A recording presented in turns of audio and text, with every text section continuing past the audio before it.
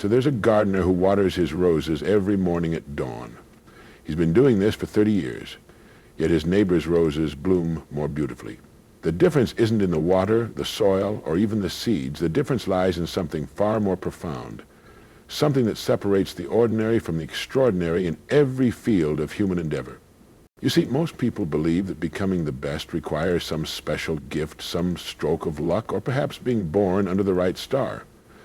But I'm here to tell you something that might shake you to your very core. The capacity for greatness lives within every single person in this room. The question isn't whether you have what it takes. Right now, somewhere in this world, there's a person who started with less than you have, who faced greater obstacles than you've ever encountered, and who is achieving remarkable things. Not because they're superhuman, but because they discovered something that most people never learn.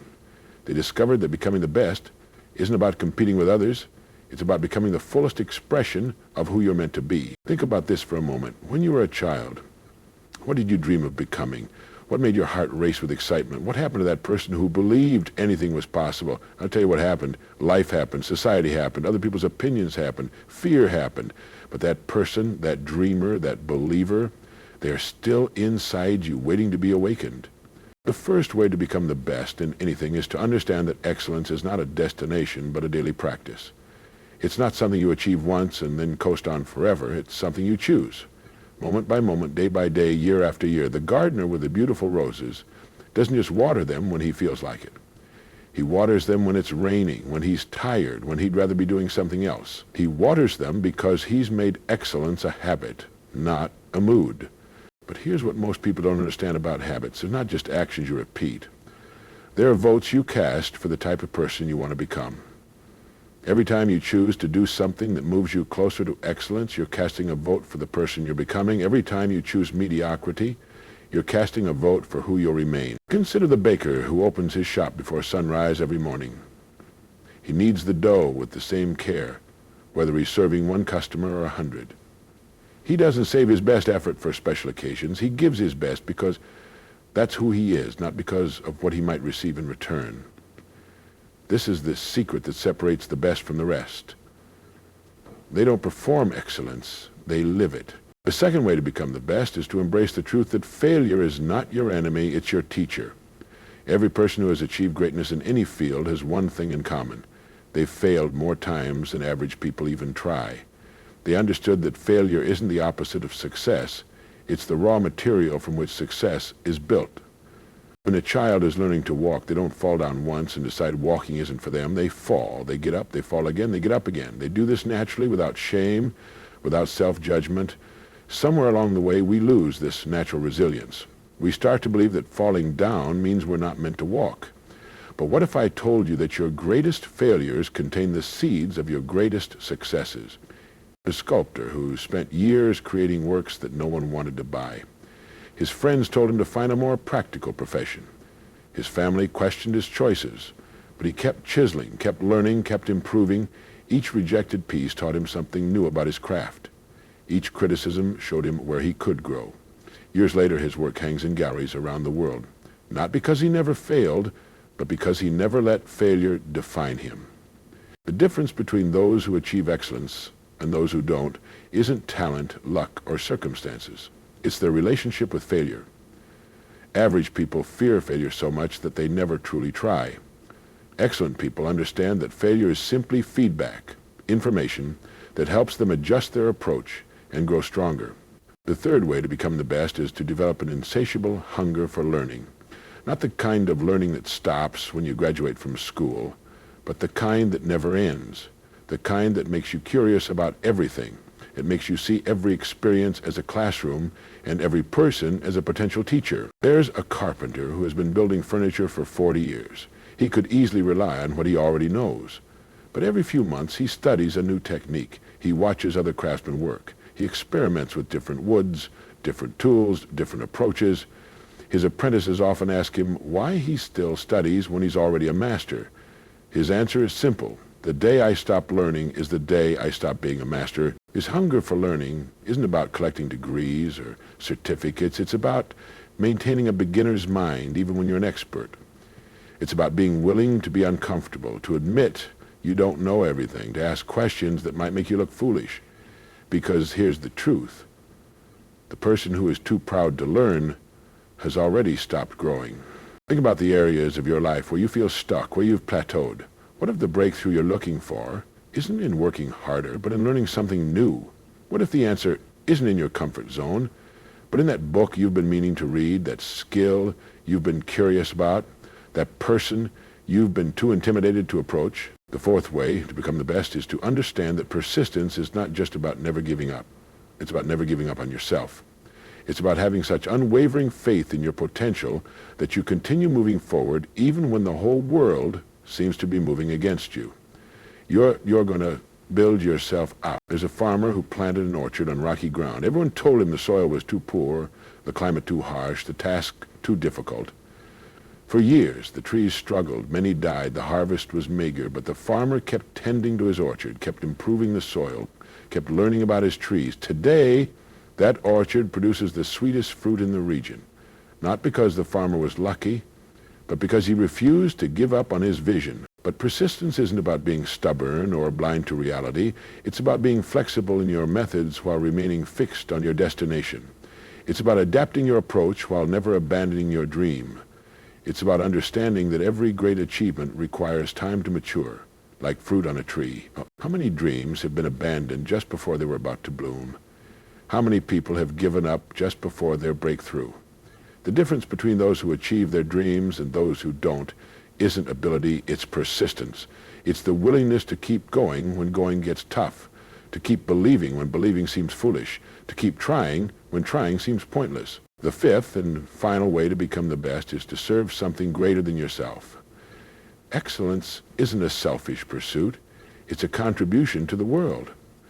When you become the best version of yourself, you're not just improving your own life, you're improving the lives of everyone you touch. There's a teacher who prepares for every lesson as if it were the most important lesson she'll ever teach. She doesn't do this because she'll be rewarded or recognized. She does it because she knows that somewhere in her classroom sits a child whose future might be shaped by what happens in the next hour. Her excellence isn't about her, it's about them. When you understand that your personal excellence is a gift to others, everything changes. Your work becomes more meaningful. Your effort becomes more purposeful. Your growth becomes more urgent. Because you realize that by not becoming the best you can be, you're not just limiting yourself, you're limiting your contribution to the world. What if the cure for a disease is locked inside the mind of someone who never developed their potential? What if the solution to a problem is waiting in the hands of someone who never learned to use their gifts? What if the inspiration that could change a life is trapped in the heart of someone who never found their voice? Here's what I want you to understand. Becoming the best in anything isn't about being better than others. It's about being better than you were yesterday. It's about growing, learning, failing, persisting, and serving with such dedication that you become a force for good in the world. The gardener I mentioned at the beginning finally discovered why his neighbor's roses bloomed more beautifully. It wasn't because the neighbor was more skilled or more fortunate. It was because the neighbor understood something the gardener had forgotten. Roses don't bloom for the gardener, they bloom for the world. When the gardener shifted his focus from impressing others to serving beauty itself, his roses began to bloom like never before. The capacity for greatness lives within you. The question isn't whether you can become the best, the question is whether you will. Will you make excellence a daily practice? Will you embrace failure as your teacher? Will you never stop learning? Will you persist when persistence seems impossible? Will you serve something greater than yourself? But let me tell you something that might surprise you. The journey to becoming the best isn't a lonely one. It's a journey that transforms not just you, but everyone around you. When you commit to excellence, you become a beacon of possibility for others. You become living proof that ordinary people can achieve extraordinary things. There's a young woman who worked as a seamstress in a small shop. Her hands moved with precision, her attention to detail was remarkable, but she felt invisible in a world that seemed to value flash over substance. Day after day, she poured her heart into every stitch, every seam, every button. She wasn't working toward fame or fortune. She was working toward something deeper.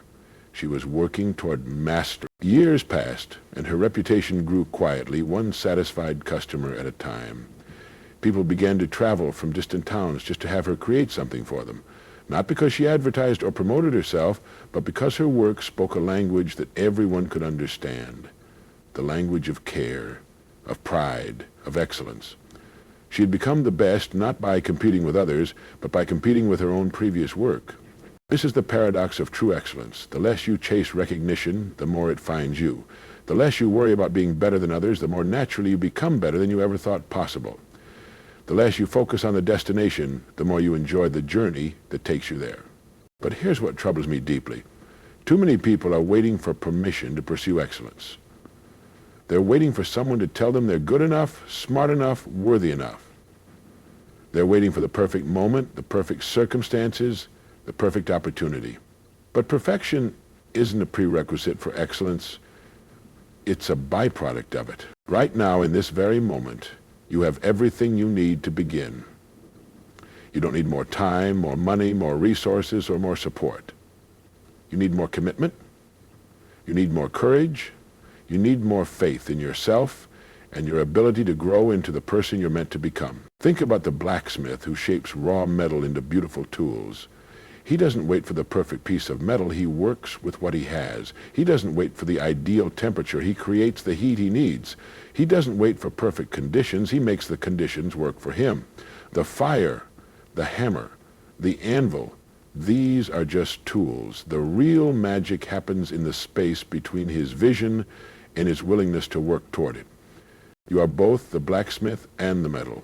You have within you the capacity to shape yourself into something magnificent. But like the blacksmith, you must be willing to endure the heat, to withstand the hammering, to be refined by the process. Excellence isn't comfortable. It's not supposed to be. Comfort is the enemy of growth, the adversary of achievement, the assassin of potential. The 5 ways I've shared with you aren't just concepts to understand, they're principles to live by. They're not just ideas to appreciate, they're practices to embody. They're not just words to hear, they're truths to transform you. Your book will demonstrate each and disappoint in many ways. When you make excellence a daily practice, you're not just improving your work, you're improving your character. When you embrace failure as your teacher, you're not just learning skills, you're learning resilience. When you develop an insatiable hunger for learning, you're not just gaining knowledge, you're gaining wisdom. When you persist with unwavering faith, you're not just achieving goals, you're achieving growth. When you serve something greater than yourself, you're not just making a living, you're making a life worth living. The world needs what you have to offer, not someday, not when you're perfect, not when you're ready, now. Your unique combination of talents, experiences, and perspectives exists for a reason. There's a problem waiting for your solution, a heart waiting for your inspiration, a life waiting for your contribution. I want to address something that might be stirring in your heart right now. You might be thinking, this sounds beautiful, but you don't know my circumstances. You don't know my limitations. You don't know what I'm up against. And you're right, I don't know your specific situation, but I know something more important. I know the human spirit. I know that throughout history, the greatest achievements have come not from those who had the easiest path, but from those who refused to let their path define their destination. Here's a man who lost his sight in an accident when he was 30 years old. For months, he sat in darkness, not just physical darkness, but the darkness of despair. He felt that his life was over, that his dreams were buried with his vision. But slowly, something began to change. He started to listen more carefully. He began to feel more deeply. He discovered that losing his sight had awakened senses he never knew he had. He went to spend time with her as he'd talk. He found that his senses had awakened senses he never knew he had. He learned to tune pianos by touch and sound with such precision that musicians traveled from far and wide to have him work on their instruments. He hadn't just adapted to his circumstances, he had transformed them into his advantage. They became the best in his field, not in spite of his limitation, but because of how he chose to respond to it. This is the truth that can revolutionize your life. Your circumstances are not your destiny. Your past is not your future. Your limitations are not your limitations. They're your launching pad. Every obstacle you face is raw material for building something greater.